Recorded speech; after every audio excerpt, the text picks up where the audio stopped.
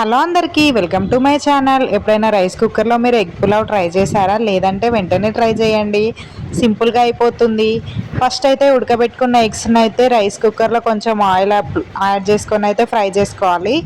కొంచెం ఉప్పు, కారం, పసుపు అయితే యాడ్ చేసుకొని ఫ్రై చేసుకున్న తర్వాత ఎగ్స్ని అయితే పక్కకు తీసుకొని ఇంకొంచెం ఆయిల్ యాడ్ చేసుకొని స్పైసెస్ యాడ్ చేసుకొని జీడిపప్పు, పచ్చిమిర్చి, ఆనియన్ అయితే ఫ్రై చేసుకోవాలి. ఫ్రై చేసుకున్న తర్వాత ఒక టమాటా అయితే యాడ్ చేసుకొని ఫ్రై చేసుకోవాలి. టమాటా పైన కొంచెం కారం, ఉప్పు, పసుపు, అల్లం వెల్లుల్లి పేస్ట్, కొంచెం ధనియా పౌడర్ అయితే యాడ్ చేసుకొని మనమైతే క్యాప్ పెట్టేసుకోవాలి.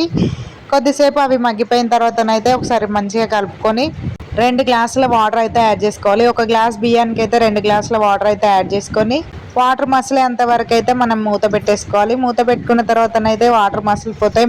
మసిలిపోయిన తర్వాతనైతే మనమైతే నానబెట్టుకున్న రైస్ని అయితే ఇందులో యాడ్ చేసుకోవాలి.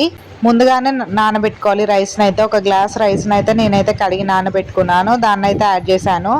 యాడ్ చేసిన తర్వాత ఒక 50% ఉడికిపోయిన తర్వాతనైతే ఉడకబెట్టుకున్న ఎగ్స్ని అయితే ఇందులో యాడ్ చేసుకొని మంచిగా ఉడకనివ్వాలి.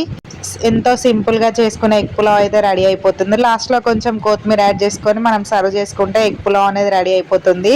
వీడియో నచ్చితేనైతే లైక్ చేయండి, షేర్ చేయండి, సబ్స్క్రైబ్ చేసుకోండి నా ఛానల్ని.